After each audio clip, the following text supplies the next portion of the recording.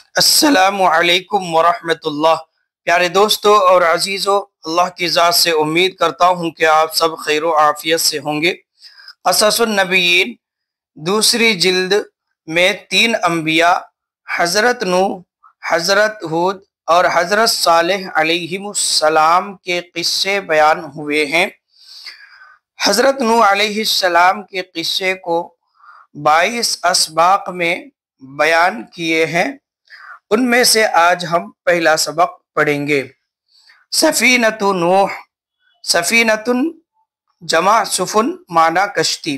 سفینۃ نوح حضرت نوح علیہ السلام کی کشتی۔ بعد آدم حضرت آدم علیہ السلام کے بعد۔ بارک اللہ فی ذریۃ آدم فکان فیہا رجال کثیر ونساء۔ بارک یبارک مبارکتن باب مفاعلت سے برکت دینا۔ رجال یہ رجل کی جمع ہے معنی آدمی، نساء امرأۃ کی جمع ہے معنی عورت۔ بارک اللہ فی ذریۃ آدم، اللہ تعالیٰ نے حضرت آدم علیہ السلام کی اولاد میں برکت عطا فرمائی۔ فکان فیہا تو ان میں بہت سے مرد اور عورت ہوئے۔ وانتشرت ذریۃ آدم وکثرت، انتشر ینتشر انتشارا کے معنی پھیلنا۔ وانتشرت ذریۃ آدم حضرت آدم علیہ السلام کی اولاد پھیل گئی۔ وکثرت اور زیادہ ہو گئی۔ فلو رجع آدم ورأى أولاده لما عرف، رجع يرجع رجوعا کے معنی لوٹنا، باب ضرب یضرب سے۔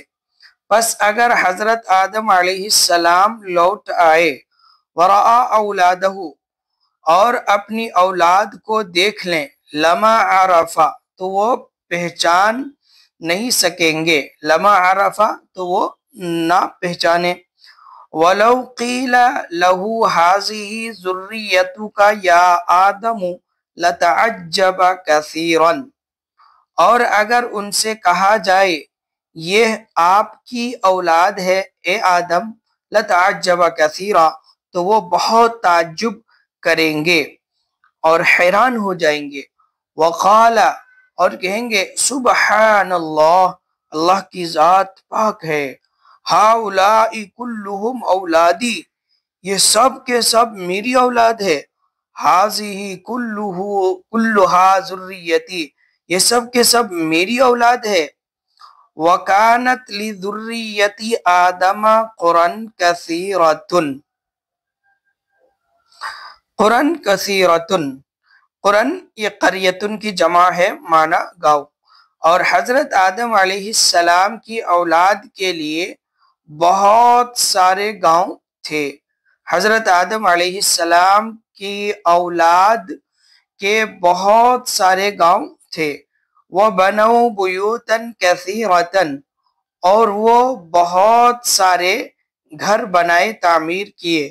بنا یبنی بنیانن کے معنی ہے بنانا تعمیر کرنا، اور وہ بہت سارے گھر تعمیر کیے بنائے۔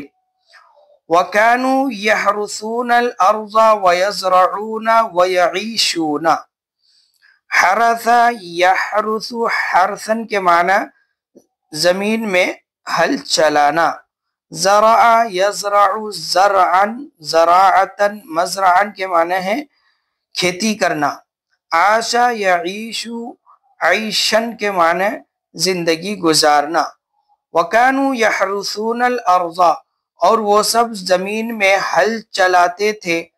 وَيَزْرَعُونَ اور کھیتی کرتے تھے۔ وَيَعِيشُونَ اور زندگی گزارتے تھے۔